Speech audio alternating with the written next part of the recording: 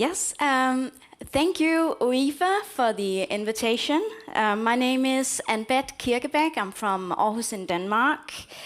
I work on a daily basis as a fitness coach, Pilates instructor, fitness instructor. And besides my main occupation, I travel around Denmark giving lectures on to various associations on mobility and physical training, and on relationships and sexuality, quality of life, when living with pain and fatigue due to osteoporosis and OI. I have OI type 4 myself. My talk, Pain's Impact on Relationships and Sexuality, will revolve around these two headings, which is body awareness and emotional awareness. Body awareness seen in the context of having a good physical body awareness. You can get that through exercise and movement.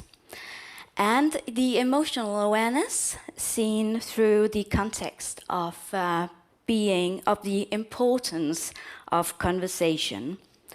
Talk to your partner and be open about your insecurities, your pain, and what might concern you.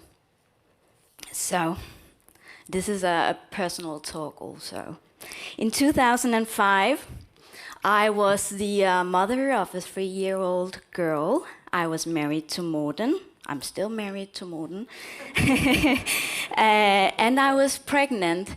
In January 2005, I did not know anything about OI. In February 2005, I met OI. My newborn baby girl, Sina, was born with a broken femur and was diagnosed with OI type 4, and so was I. I had, up till then, quite a few broken bones, but my OI had never been diagnosed. So, to cut a quite long story short, somewhere along the line of Sina's, my daughter's, additional bone fractures, surgeries, I had my first back collapse. It happened one day when I lifted up Sina from the floor. She was in a full leg cast, and I experienced a severe pain in my back, and that was my first back collapse.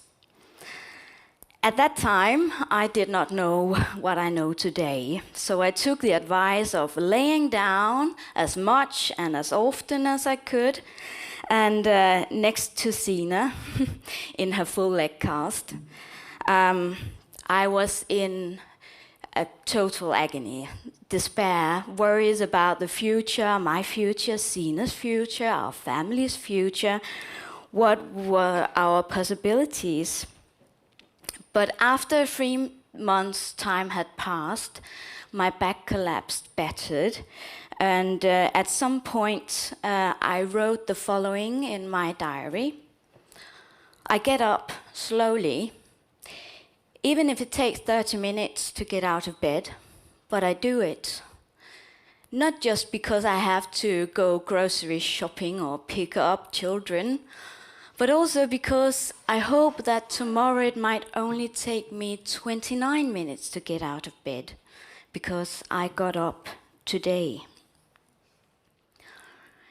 People in pain may find it difficult to perceive themselves as sexually attractive when pain, perhaps chronic pain, requires an every daily effort in life. And that was definitely also my point at that time. It was true for me. The pain that I experienced in my lower back and my pelvic, the fatigue, I only had energy for being a mother, let alone being wife, partner to my husband, and what comes with that. Pain and fatigue had a huge impact on my sexuality, on our relationship, on our marriage. So what could be done? I found out that the conversation between us, our partners in a relationship, about the pain is sometimes even a better pain relief overall. But how do we preserve or rebuild the emotional closeness that this conversation requires when pain is an everyday impact? We can try to secure emotional safety in the relationship by showing understanding and support. Talk to your partner, be open about your insecurities, about your pain, be open about his or her pain, and what concerns you, because it applies to both parties. Support and understanding by showing and doing. On the other hand, emotional safety and security is weakened by the lack of support and understanding, hurtful words or actions, the absence of the conversation about intimacy and closeness. Through the months of my back collapse, I chose to be really open to my husband about how I was doing and where and when I was in pain. I told him about my concerns for the future and what worried me, and definitely also that it worried me if I would always be in this much pain. And we were determined to always keep the positive conversation going. And we agreed on one other thing. In a book on relationships, this is in Danish, I found an exercise that we decided to practice. To kiss each other every day for a whole minute straight. It worked for us, for our marriage, for our relationship and understanding, for our mutual closeness, our emotional awareness. It was not easy. Some days you really do not want to kiss. But we had agreed on it. And especially on those days, it was even more important to hold on to it. And I also had to build up the courage to tell my husband what would be good for me sexually. How would I like to lie? What impact would my back pain, my pelvic pain have on that particular day? So instead of sex being something I just had to survive or get through, I tried to make the most of it by explaining to my husband my concerns, and by this also trying to prevent the pain. So you should perhaps think that it could be easy to talk to your husband about such a thing, but it's not. But I found out along the line that the honesty and the conversation about my back and pelvic pain was sometimes even a better pain relief for me overall. So when pain became an impact on our sexual relationship, it also became clear to me, and this is actually very important, I think, that it's not as much about getting back to where we once were, but perhaps more about finding a new path, a new way to be together as a couple.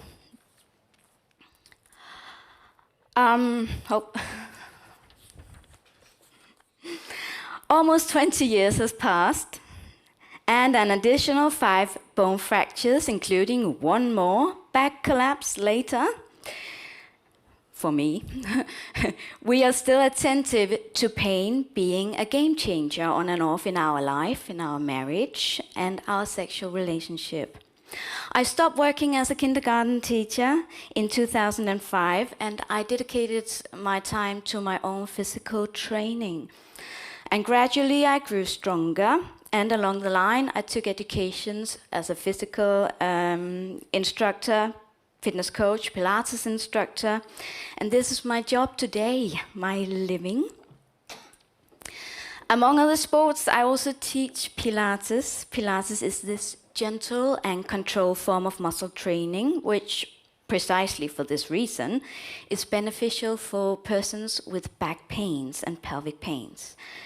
Pilates improves your body awareness, what movements the body knows, the body is comfortable with. So doing pelvic exercises, for example, can positively affect your body, reducing pelvic pain, and perhaps making the body more relaxed when you become intimate with your partner. This is me. I always recommend the Pilates exercise, the neutral to imprint. This exercise is exactly such a pelvic exercise that has helped me enormously, has alleviated my pelvic and lower back pain, and most importantly, prepared my body for sexual activity and giving me my confidence back to my body. The neutral to imprint can be performed both lying down, sitting upright, or standing, or sitting or standing upright. So pain's impact on relationships and sexuality. Body awareness. It's important to have a good body awareness. What the body knows, the body is comfortable with. Emotional awareness. Talk to your partner. Be open about your pain and what concerns you. And this goes both ways. The conversation is sometimes even a better pain relief than anything else. This is my family. Sina on the top. She has OI too. She's 18 today. Mia in the middle. My eldest daughter, 21 today. This is Morten. Sorry for the quality of the picture, but it just sums up that we're cozy. Thank you.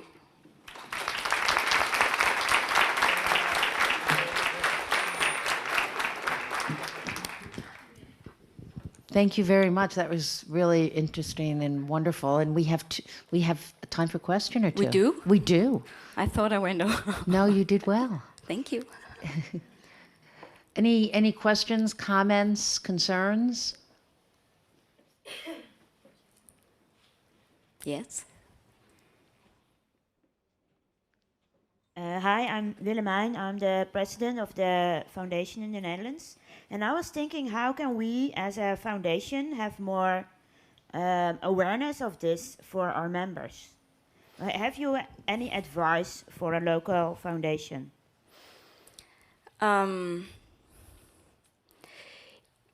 It's only, 2-3 months ago I published an article on this, on sexual relationship. So, you know, actually I'm still myself trying to be calm in talking about this because it's very personal. But I found out that it's also very close to my heart actually, because it's so close to what I really love to do, the Pilates, the physical training. So I'm still actually working this out, how to do this.